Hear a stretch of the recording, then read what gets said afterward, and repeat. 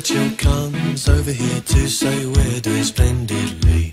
But it's very cold out here in the snow, marching to and from the enemy. Oh, I say it's tough, I have had enough. Can you stop the cavalry?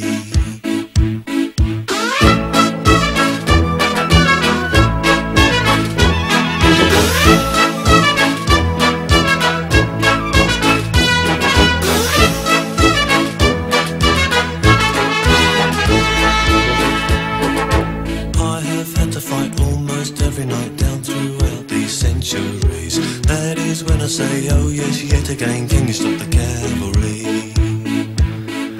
Mary Bradley waits at